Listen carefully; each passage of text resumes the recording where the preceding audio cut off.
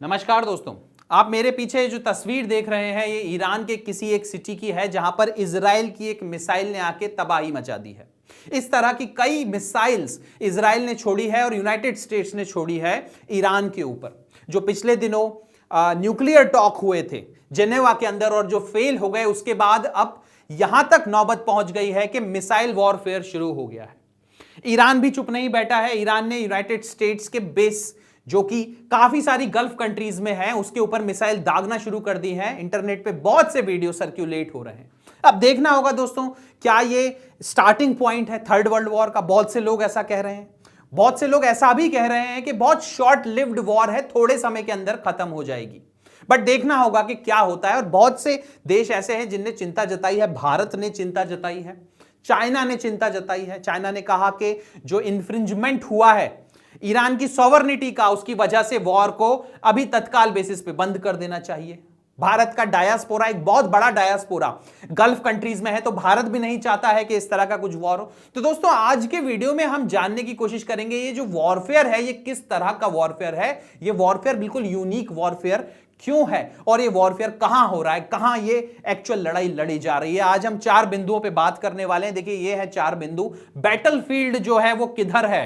Battlefield land पे नहीं है दोस्तों, बैटलफील्ड हवा में है। Air space of the gulf, वहां पर बैटलफील्ड है। दूसरा जिस पे हम बात करेंगे वो गल्फ कंट्रीज है ट्रैप्ड। अब आप देखिए कि ईरान के ऊपर जो मिसाइल दागना शुरू की वो किसने? इजराइल ने की और यूनाइटेड स्टेट्स ने की। बट जो जवाबी कार्रवाई करी ईरान ने उसमें गल्फ कंट्रीज के ऊपर करी। ऐसा क्यों दोस्तों? बहरीन के ऊपर, यूएई के ऊपर, अबू धाबी के ऊपर मिसाइलें क्यों दागी ईरान ने, इसको जानने की कोशिश करेंगे। तीसरा important point, straight of Hormuz, ये एक बहुत बड़ा चौक पॉइंट है दोस्तों। इसके बारे में बात करेंगे कि इस पे क्या इंपैक्ट हो सकता है अगर ये डिसरप्ट हो गया, इसको ब्लॉकेड कर दिया ईरान ने, तो क्या हो सकता है। और सबसे इंपॉर्टेंट चीज हमारे लिए कि भारत पे इसके क्या इंपैक्ट पड़ेंगे, इस वॉर का भारत के लिए क्या मायने हैं। तो दोस्तों, मेरे साथ बने रहिए। मेरा नाम है मयंक भारद्वाज, आप सबका स्वागत है श्रीराम IAS के यूट्यूब चैनल पर। दोस्तों, अगर आपको यूपीएससी की प्रिपरेशन में किसी भी प्रकार की दिक्कतें आ रही हैं तो आप हमारे एक्सपर्ट मेंटोर से आके मिल सकते हैं। The only thing which you have to do is to go to the description of this video, click the link, fill the form and we are going to approach you. तो दोस्तों, शुरू करते हैं हमारी पहली स्लाइड से, जहां पर battlefield which is the air space of the gulf के बारे में बात हुई। देखिए, ये कोई ट्रेडिशनल वारफेयर नहीं है जहां पे जमीन पे लड़ाई हो रही हो, आर्मीज जा रही हो, कैवलरीज जा रही हो। ये वॉरफेयर कहां लड़ा जा रहा है? एयर स्पेस पे। आप इजराइल को ले लीजिए, आप यूनाइटेड स्टेट्स ऑफ अमेरिका को ले लीजिए, इनके युद्धपोत जो है वो लगातार पानी के अंदर खड़े हैं, मेडिटेरियन सी में खड़े हैं और वहां से मिसाइल दाग रहे हैं। इनके जो बहुत से फाइटर जेट्स हैं वो ईरान के ऊपर उड़ रहे हैं। इजराइल लगातार मिसाइल दाग रहा है और ईरान इन रिटेलिएशन भी मिसाइल चला रहा है। तो ये हो कहां पर रहा है? पूरा जो वॉरफेयर है ये कहां पर चल रहा है? ये हवा में चल रहा है दोस्तों, ये लैंड पे नहीं चल रहा है। और वो मिसाइल आकर लैंड पर अगर लैंड हो गई, स्ट्राइक कर गई, तो आप समझ सकते हैं कि जो उसका डिस्ट्रक्शन होता है वो कितना ज्यादा होता है, उसका इंपैक्ट बहुत ज्यादा होता है। तो होता क्या है दोस्तों, सबसे पहले तो आप मिसाइल को डिटेक्ट करिए, उसको इंटरसेप्ट करिए, और this creates huge amount of confusion. बहुत बड़ा कंफ्यूजन हो जाता है, इसीलिए एयर स्पेसेस बंद हो जाते हैं। पूरा जो एयर स्पेस है वो डिसरप्ट हो जाता है। वहां जिस जगह पर वॉरफेयर चल रहा है उसके ऊपर कोई फ्लाइट नहीं उड़ेगी। The moment the missile enters, the whole air space is disrupted and confusion sets in. अब आप ये देखिए, ये जो पूरा इलाका है यहां पर वॉरफेयर चल रहा है, ईरान यहां पर है और इस तरफ से इजराइल ने इस पर हमला किया था, ठीक है। और ईरान ने क्या करा है, अब कुछ बेसिस पर यहां पर जो यूनाइटेड स्टेट्स के बेसिस हैं गल्फ कंट्रीज के अंदर, उन पर हमला करना शुरू कर दिया है। तो देखिए, आप इस पूरे इलाके में देखेंगे कि फ्लाइट्स यहां पर नहीं है, एयर ट्रैफिक बिल्कुल जीरो हो गया है क्योंकि एयर स्पेस बंद कर दिया गया है। यहां पर भी आप देख सकते हैं एयर स्पेस ईरान के ऊपर और जो आज आसपास की कंट्रीज हैं, नेबरिंग कंट्रीज के ऊपर पूरा बंद कर दिया गया है। तो दोस्तों, ये पहली चीज है, एक बहुत बड़ा डिसरप्शन हो जाता है एयर स्पेस में, क्योंकि air space is the thing which is the basis. अब दूसरी एक इंपॉर्टेंट बात जिस पर हम बात करना चाहेंगे कि भाई गल्फ कंट्रीज क्यों इन्वॉल्व हैं, गल्फ क्यों ट्रैप्ड है। देखिए शिया सुन्नी का तो एक बहुत बड़ा प्रॉब्लम है, एक बहुत पुराना प्रॉब्लम है इस इलाके में, मिडिल ईस्ट के में अंदर, जहां पर ईरान एक शिया कंट्री है, वहां पे बहुत सी वहां पर सुन्नी कंट्रीज भी हैं, और यहां पे एक दूसरा भी राइवलरी चलता है बिग ब्रदर का। किसका डोमिनेंस होगा? ईरान चाहता है उसका डोमिनेंस हो, और वो प्रॉक्सी वॉरफेयर करता रहता है कई बार, हाउती ग्रुप के साथ, हिजबुल्लाह ग्रुप के साथ वो प्रॉक्सी वॉरफेयर करता रहता है against Iran, against the United States of America also, और भी नेबरिंग कंट्रीज के अंदर। बट अब ये जो वॉरफेयर हो गई है ये डायरेक्ट हो गई है। ठीक है दोस्तों, डायरेक्ट ईरान और United States of America, Iran और इजराइल आमने सामने आ चुके हैं। और आप देखिए सबसे बड़ा डिलेमा क्या है जो गल्फ कंट्रीज हैं वहां पर उनका, कि उनको सहारा लेना पड़ता है यूनाइटेड स्टेट्स ऑफ अमेरिका से, and that is the reason why United States of America also want something in return. तो यूनाइटेड स्टेट्स ऑफ अमेरिका ने अपने एयर बेसेस, अपने naval bases in Gulf countries में बनाए हुए हैं।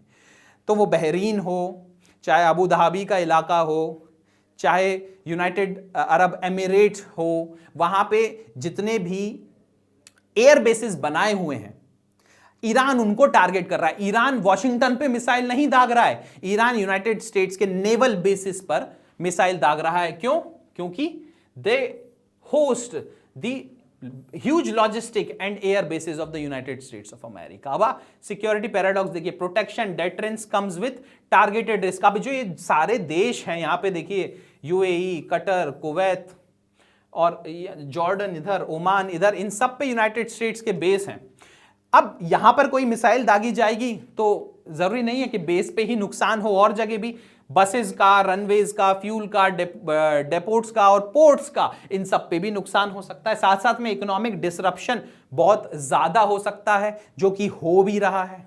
तो दोस्तों गल्फ इस पूरी वॉर में फंसा हुआ है, और क्यों फंसा हुआ है? Because they are hosting the air bases of the United States of America. अब अगली बात पर चलते हैं। देखिए ये भी एक मैप है जो आपको बता रहा है कि कहां कहां पर बेसिस हैं यूनाइटेड स्टेट्स ऑफ अमेरिका के इस पूरे इलाके में। अब मैं स्ट्रेट ऑफ हॉर्मुज की बात करूंगा। देखिए दोस्तों, ये जो इलाका है आप यहां पर ठीक से देख पाएंगे, ये जो स्ट्रेट ऑफ हॉर्मुज है, अगर ईरान ने इसको डिसरप्ट कर दिया या लॉक कर दिया या ब्लॉकेट कर दिया तो एक बहुत बड़ी प्रॉब्लम हो सकती है, क्योंकि यहीं से पूरा ऑयल और एलपीजी का जो पूरा ट्रेड है वो होकर निकलता है, and this will become a huge problem for the whole world. यहां पे मिलिट्री का भी इशू, नेवी का भी इशू हो सकता है, वेस्टर्न कंट्रीज को भी हो सकता है, पूरे यूरोप पर असर पड़ सकता है, और भारत पर भी बहुत बड़ा असर पड़ सकता है। Strait of Hormuz is very very important. देखिए यहां पर क्या लिखा है, major share of global oil LNG transit this narrow route, so it's a very high and very sensitive area. Limited bypass capacity, यहां की देखिए ना आप, स्ट्रेट है वो तो कोई बहुत ज्यादा कैपेसिटी नहीं है, it is not an open ocean, बहुत लिमिटेड कैपेसिटी, और उसको चोक करना बहुत ज्यादा आसान है ईरान के लिए। Although United States of America और जो दूसरी पावर्स हैं यहां पर वो ईरान को ऐसा नहीं करने देना चाहते हैं, बट मान लीजिए कि ईरान अगर प्रिवेल कर गया तो एक बहुत बड़ा एनर्जी क्राइसिस हो सकता है, जो सिर्फ एक या दो कंट्री को नहीं, पूरे देश को, पूरे रीजन को आई वुड से, और पूरी दुनिया को अपने कब्जे में ले सकता है। हो सकता है कि ऑयल प्राइसेस बहुत ज्यादा बढ़ जाएं, इन्फ्लेशन बहुत ज्यादा बढ़ जाए, और गैस के प्राइसेस भी अफेक्ट बहुत ज्यादा हो सकते हैं। बहुत इंपॉर्टेंट इलाका है। ऐसे 2-3 चौक पॉइंट हैं, 2-3 ऐसे इलाके हैं जो बहुत सेंसिटिव हैं। स्ट्रेट ऑफ हॉर्मुज उसमें से एक आता है, स्ट्रेट ऑफ मलाका एक है जो चाइना के लिए बहुत इंपॉर्टेंट है, जिसपे भारत कभी भी चाहे तो कब्जा भी कर सकता है। साथ ही साथ में स्विज कैनाल है जो कि बहुत ज्यादा इंपॉर्टेंट है। तो दोस्तों it's a very important area. Now the final thing is what it means to India. Bharat पे क्या इफेक्ट पड़ने वाला है? भारत पे बहुत ज्यादा एनर्जी का इंपैक्ट पड़ने वाला है इस पूरी वॉर से। अब क्या हुआ है, जो लाइंस ऑफ कम्युनिकेशन है वो तो डिसरप्ट हो गई है, एयर ट्रैफिक तो हो ही गया है, साथ में जो सी लाइंस ऑफ कम्युनिकेशन है वो भी डिसरप्ट हो गई हैं। इनके डिसरप्ट होने की वजह से जो हमारे ऑयल टैंकर्स होते हैं, जो कंटेनर्स होते हैं जिससे ऑयल आता है, उसका भी डिसरप्शन होगा, जिसमें गैस आती है उसका भी डिसरप्शन होगा, and because of this disruption energy prices में गो अप। एनर्जी शॉक बहुत बड़ा भारत को लग सकता है। साथ ही साथ क्या है, ट्रेड और शिपिंग, जो हमारी वॉर रिस्क में क्या होता है दोस्तों ना, इंश्योरेंस बहुत ज्यादा बढ़ जाता है, फ्राइट का फेयर बहुत ज्यादा बढ़ जाता है, तो इंपोर्ट एक्सपोर्ट पूरे कॉस्टलियर हो जाते हैं। तो इसमें सिर्फ ऑयल या फिर गैस के प्राइजेस पर ही इफेक्ट नहीं पड़ेगा, सारे प्रोडक्ट पे, सारे इंपोर्ट और एक्सपोर्ट पर इफेक्ट पड़ सकता है। भाई जो चीज आपको यहां 100 रुपए की मिलती थी हो सकता है 120 की मिले, क्योंकि उसको लाने में अब बहुत ज्यादा प्राइजेस लग रहे हैं, बहुत ज्यादा उसका कॉस्ट आ रहा है। और क्यों आ रहा है? क्योंकि कंपनीज जो इंपोर्ट एक्सपोर्ट का काम करवाती हैं उनके लिए बहुत ज्यादा रिस्क बढ़ गया है अब इस इलाके में, तो simply they are going to charge you more. उसके बाद जो एविएशन का इंपैक्ट है वो तो भूलिए ही मत, और साथ में जो स्ट्रेटेजिक रिस्पॉन्स है, भाई इंडिया किस तरह से बैलेंस करे अपनी पूरी फॉरेन पॉलिसी को इस मिडिल ईस्टर्न रीजन में। It has become a choke point for India. Now अब आप देखिए, ईरान भी हमारा बहुत पुराना दोस्त है, ठीक है। इजराइल से हमारे रिश्ते बहुत अच्छे हैं, अभी रिसेंट में प्रधानमंत्री वहां पर होकर आए। यूनाइटेड स्टेट्स से भी हमको एक तरह से अपना जो ट्रेड बैलेंस है वो बनाकर रखना है, कहीं ना कहीं हमको रिश्ते बनाकर रखने हैं। और पूरी जो गल्फ कंट्रीज हैं जिसके मैंने नाम लिए, यूएई हो, अबू धाबी हो, कुवैत हो, ओमान हो, दुबई हो, सब जगह पर इंडियन डायस्पोरा बहुत ज्यादा है। तो इंडिया किस तरह से अपनी डिप्लोमेसी को बैलेंस करेगा, ये देखने लायक बात होगी। साथ ही साथ जो डायस्पोरा की मैंने बात की, अब एक नई समस्या हो गई है कि किस तरह से हम अपने डायस्पोरा को इन गल्फ कंट्रीज से बाहर निकालें। So India must protect its sea lines, ensure diaspora safety and balance ties across the block।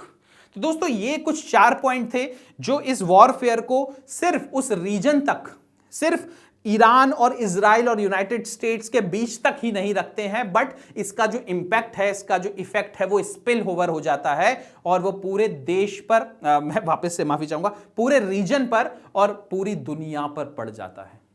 दोस्तों भारत पर भी इसका बहुत ज्यादा इंपैक्ट पड़ सकता है। तो इसी बात पर मैं, इसी नोट पर मैं खत्म करता हूं अपना वीडियो। देखने वाली बात होगी कि ये वॉर ज्यादा दिनों तक चलती है या फिर जल्द ही खत्म हो जाती है। क्या ये तब्दील हो जाती है थर्ड वर्ल्ड वॉर में? क्या चाइना और रशिया भी इसमें कूद जाएंगे? ये सब देखने लायक होगा, आगे देखेंगे क्या होता है। Thank you very much, have a nice day and जय हिंद।